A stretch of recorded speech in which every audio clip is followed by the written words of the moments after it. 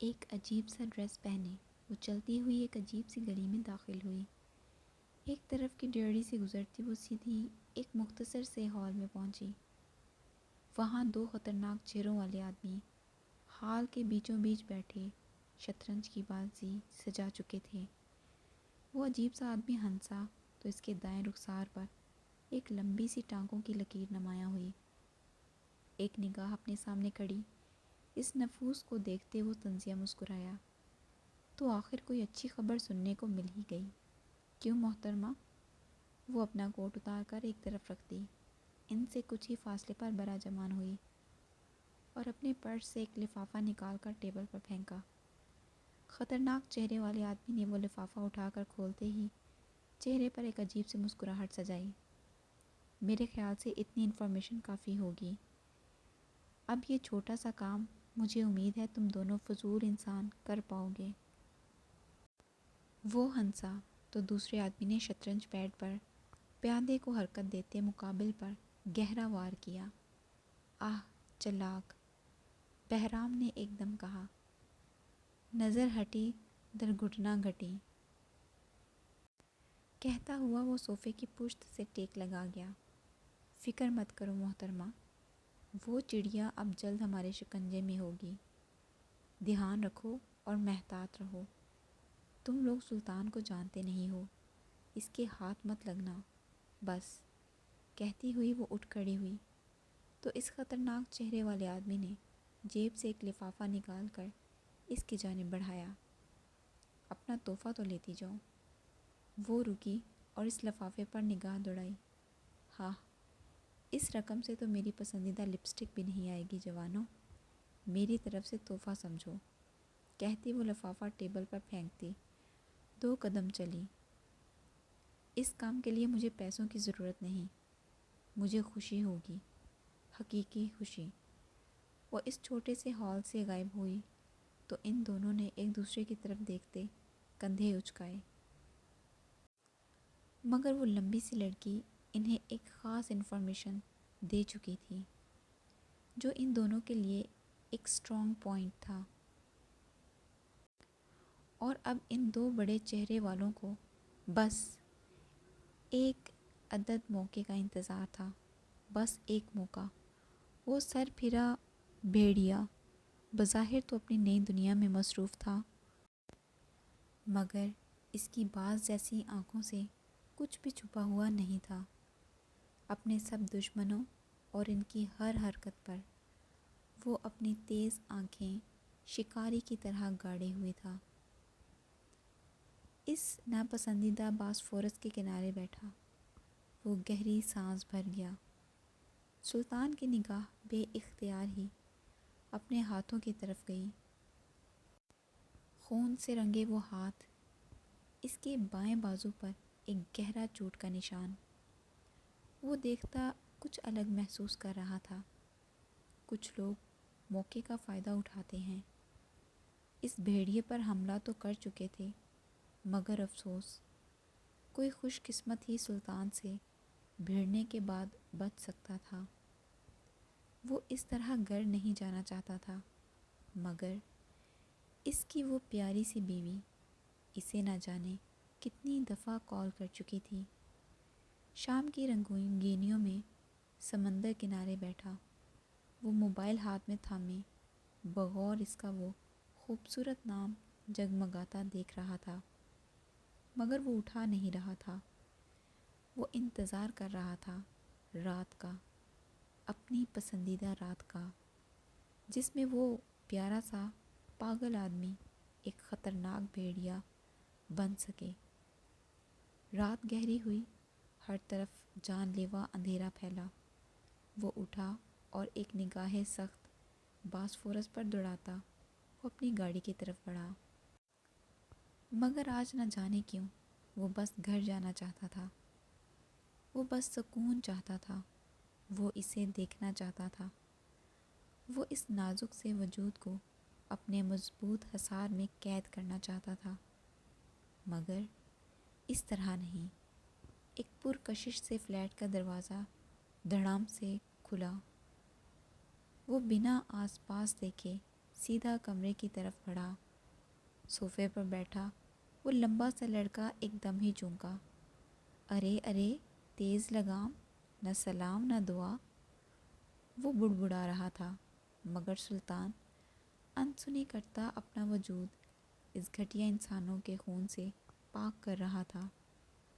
Baggy اپنی جگہ سے اٹھتا کمرے کی طرف بھاگا۔ کافی چوٹ آئی ہے کیا؟ سب خیر؟ کیا ہوا؟ وہ سوال کر رہا تھا۔ کچھ بد نصیب اپنی موت کی طرف لپکے تھے، سو اب جاتے جاتے یہ تحفہ دے کر گئے ہیں۔ بیگی کھل کر ہنسا۔ کافی خوبصورت تحفہ ہے۔ ہاں، مگر بھابھی کو پسند نہیں آئے گا، اسی لیے تو تجھے اس کا دیدار کروانے حاضر ہوا ہوں۔ ہائے زہے نصیب، بہار لوٹ آئی آج میرے گھر، کہتا ہوا وہ میڈیسن باکس کھولے۔ اب اس کے مضبوط بازو پر اچھے سے ڈریسنگ کر رہا تھا۔ سلطان کے چہرے پر ایک عجیب سی بے چینی تھی۔ کیا بات ہے بھائی، سب خیر؟ پریشان لگ رہا ہے۔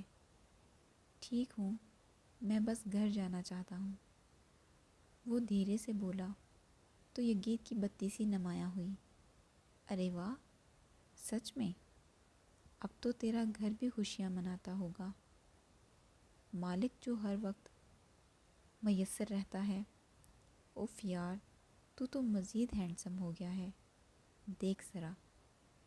یہ گیت نے ایک بھرپور نگاہ اس کے کشادہ جسم پر دوڑائی۔ سلطان نے ایک تیکھی نگاہ سے اسے دیکھا۔ شرٹ پہنی، بکواس تو تیری پہچان ہے کمینے، اس میں کوئی شک نہیں۔ بس اب جلدی جلدی میری بکواس سننے والی آ جائے۔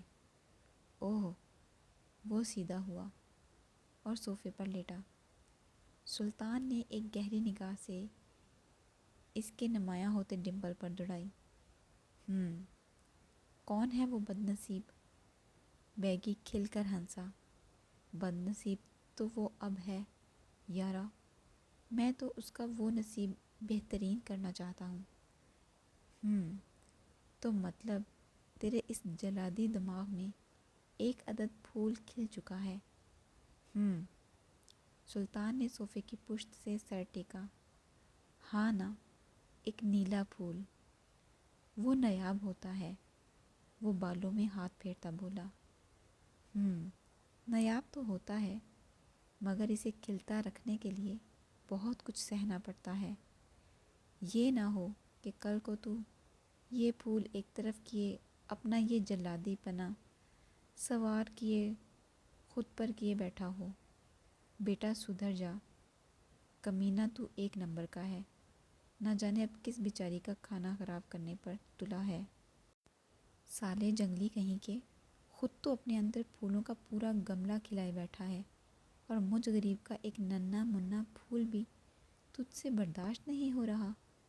یہ گیت نے تیکھی نگاہ سے اسے دیکھا۔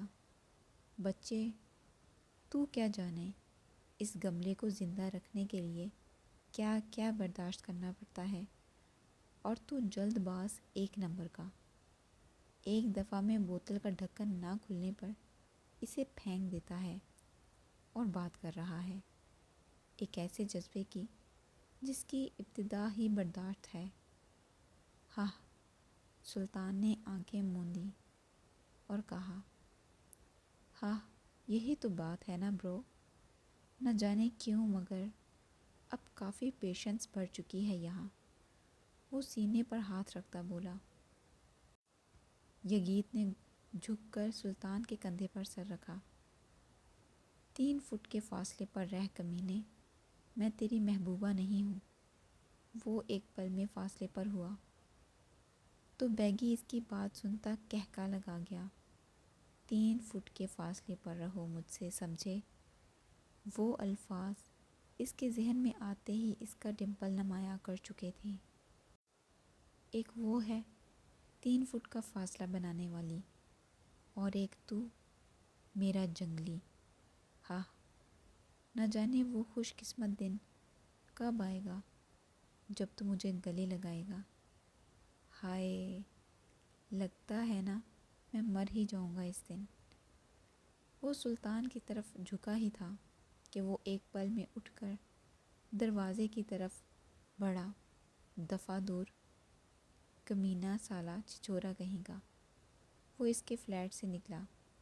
یہ گیت کی ہنسی اس کے کانوں میں گھومتی، اس کے وجیح چہرے پر گہرے ہوئے اعصاب ڈھیلے کر چکی تھی۔ بے چینی سے ہال میں ٹہلتی وہ عجیب محسوس کر رہی تھی۔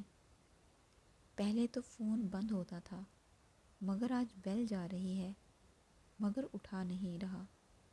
یا اللہ سب ٹھیک ہو بس، یہ پاگل آدمی کسی دن میری جان نکال کر ہی چھوڑے گا۔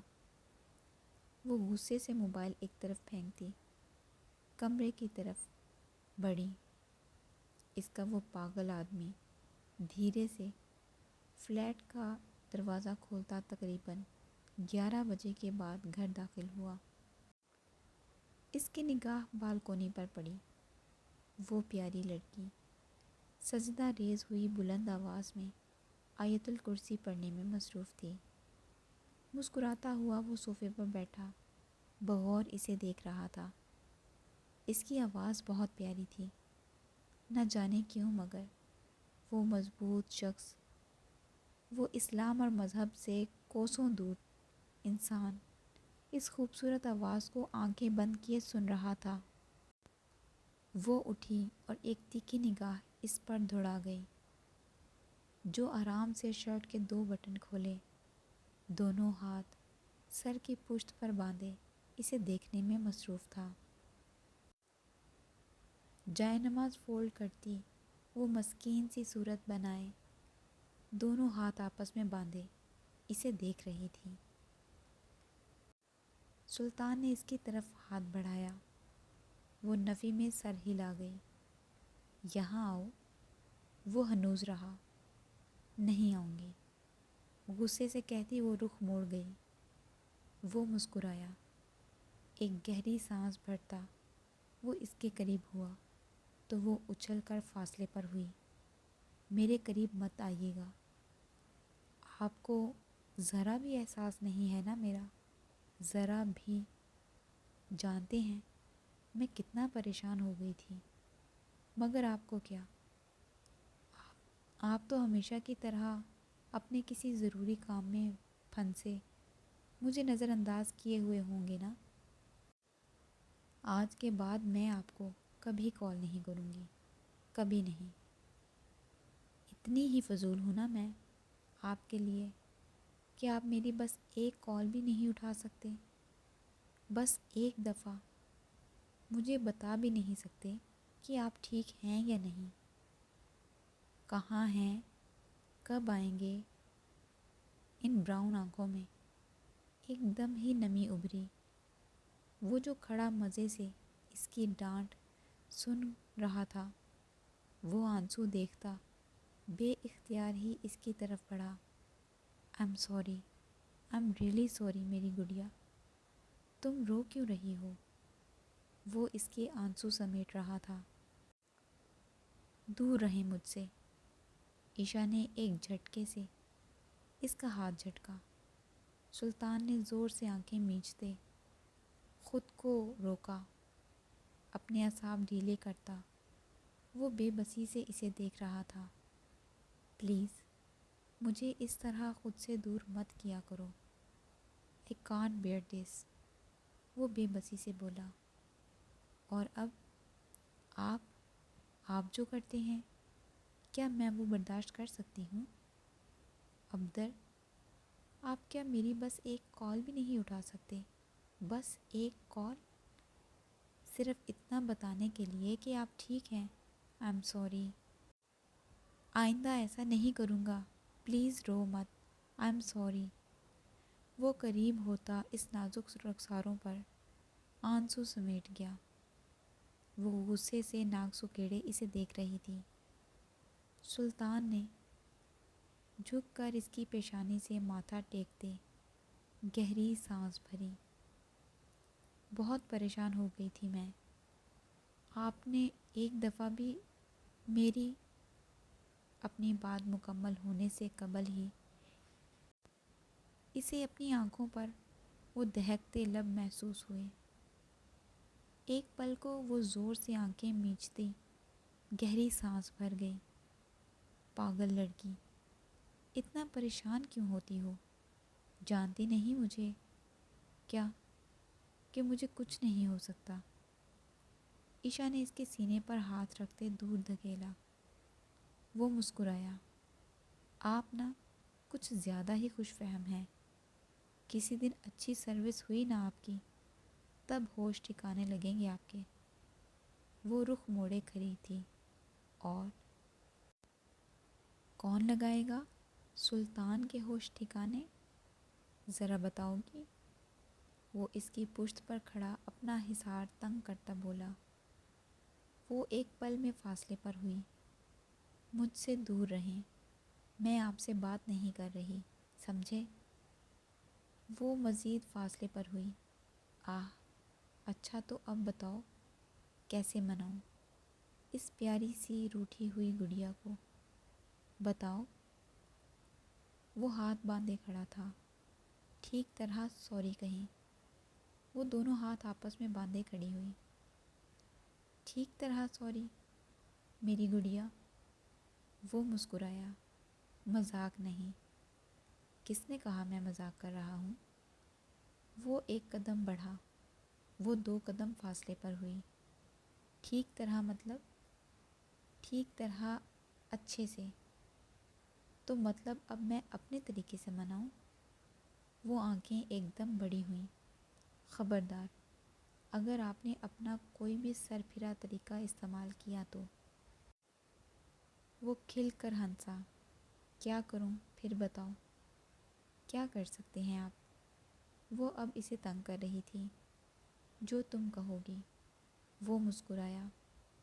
جو میں کہوں گی پکا؟ سلطان نے اسبات میں سر ہلایا۔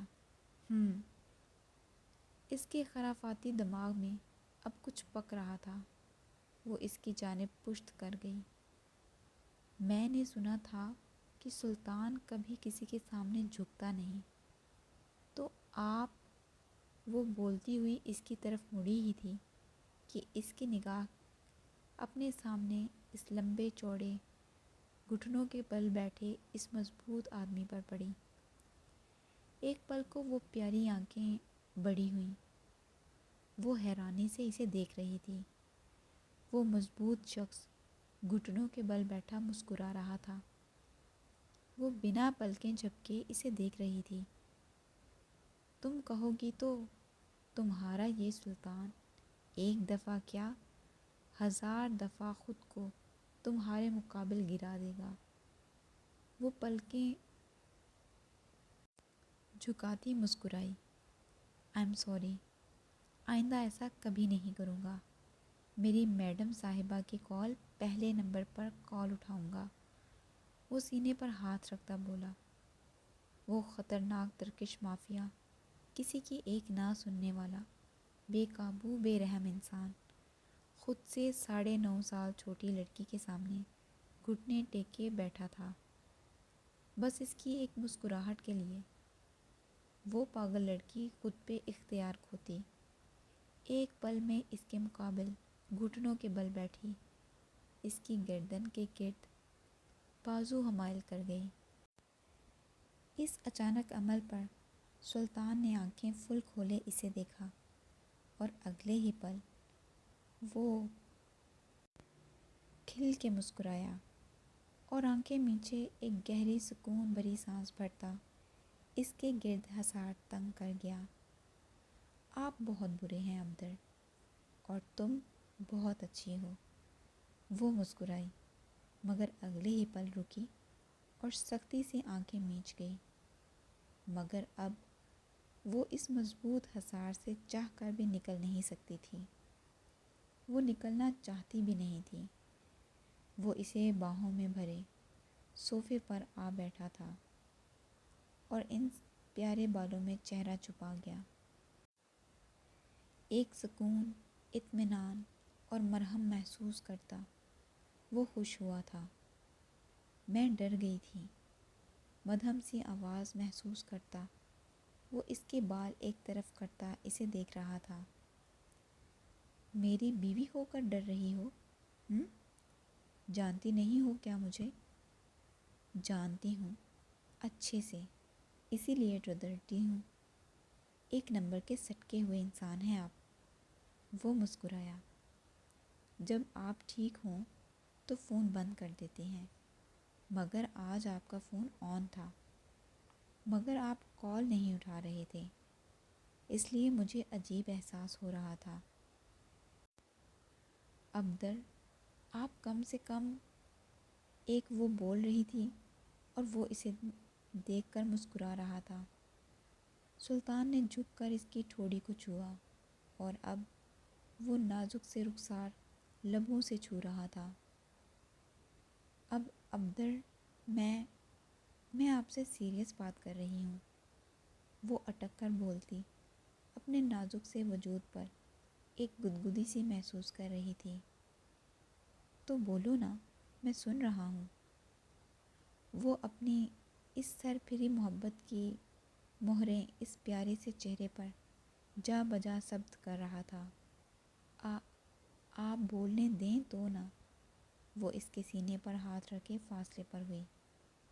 مقابل اس پاگل آدمی کی آنکھوں میں ایک عجیب سا احساس تھا جو اس نازک سی لڑکی کو گردن جھکانے پر مجبور کر گیا۔ وہ مسکرایا۔ سلطان نے اس کے بالوں کو تھام کر ان پر ایک محبت بھرا بوسہ دیتے گہری سانس بھری۔ مجھے تمہارے بالوں سے محبت ہے عشا، یہ مجھے بھٹکاتے ہیں، مجھے بے بس کر دیتے ہیں۔ وہ مسکراتی ہوئی اس مضبوط سینے میں چہرہ چھپا گئی۔ میں بھی کتنی بھلکڑ ہوں۔ وہ چھلانگ مار کر اس کے حصار سے نکل کر کچن کی طرف بڑھی۔ وہ اس اچانک کارروائی پر بس اسے دیکھ کر ہی رہ گیا۔ کچھ پل بعد وہ پانی کا گلاس تھامے اس کے سر پر کھڑی تھی۔ I'm sorry، مجھے پوچھنا چاہیے تھا، مگر تب میں غصے میں تھی، اسی لیے نہیں پوچھا۔ وہ ہنسا۔ پاگل ہنستا کتنا پیارا ہے۔ سلطان نے گلاس تھامتے لبوں سے لگایا۔ اب واپس وہیں آؤ جہاں سے گئی تھی، کہتا ہوا وہ سیدھا ہوا۔ وہ اس سے کچھ ہی فاصلے پر بیٹھی تھی۔ سلطان نے تیکھی نگاہ سے اسے دیکھا۔ وہ ہاتھوں کو الجھا رہی تھی۔ ایک جھٹکا لگنے پر وہ حیرانی سے اسے دیکھتے واپس اپنی جگہ آ چکی تھی۔ دوبارہ کبھی میری اجازت کے بغیر میرے حصار سے مت نکلنا، ورنہ پھر۔ وہ رکا۔ ورنہ؟ وہ آنکھیں اس پر ٹکائے انہیں بڑا کیے اسے دیکھ رہی تھی۔ ورنہ پھر میں اپنے طریقے سے واپس لاؤں گا۔ وہ کھلی آنکھیں گڑبڑائیں۔ وہ اپنے بازو پر لگی چوٹ کو اچھی طرح چھپا گیا تھا۔ سلطان نے اس کے سر کی پشت پر انگلی رکھتے اپنے مضبوط سینے پر رکھا اور سکون سے آنکھیں مینچ گیا۔ اس کے وہ مضبوط دھڑکنیں سنتی وہ شریر سا مسکرا رہی تھی۔ ابدر، جی، مضبوط آواز گونجی۔ اس پیارے سے جواب پر وہ دل سے قربان ہوئی تھی۔ ایک بات پوچھوں آپ سے؟ پوچھنے سے پہلے پوچھا نہ کرو، جسٹ آسک۔ کیا آپ کو کبھی کسی چیز سے نفرت ہوئی؟ سخت نفرت، دشمنوں کے علاوہ؟ وہ خاموش ہوا۔ ہاں، بہت زیادہ۔ کچھ دیر کی خاموشی کو آخر اس نے توڑا۔ کس چیز سے؟ وہ اس کی شرٹ کے بٹنوں پر انگلیاں پھیر رہی تھی۔ محبت سے۔ اس کی انگلیاں رکیں۔ وہ چہرہ اٹھائے اسے دیکھ رہی تھی۔ محبت سے؟ وہ کیسے؟ بھلا کسی کو محبت سے نفرت کیسے ہو سکتی ہے؟ وہ ایک گہری سانس بھر گیا۔ وہ چپ تھا۔ بتائیں، میں سننا چاہتی ہوں۔ ماضی کی کچھ تلخ یادیں انجانے میں ہی اس مضبوط شخص کی آنکھوں سے کے سامنے لہرا گئیں، کیونکہ یہ محبت کسی کی جان کا عذاب تھی، کسی کی ہنستی کھیلتی زندگی کو روندنے والی۔ دو خوبصورت زندگیاں اس محبت نے برباد کر دی، بہت بے رحمی سے، بہت بے دردی سے۔ وہ دھیرے سے بول رہا تھا، وہ اس وجیح چہرے پر ایک غصہ، بے بسی اور ضبط دیکھتی کچھ متذبذب سی ہوئی۔ کس کی زندگی؟ کیا میں جان سکتی ہوں؟ دو ایسے وجود جنہوں نے اس محبت کی خاطر اپنا سب کچھ تیاگ دیا، مگر ملی صرف موت۔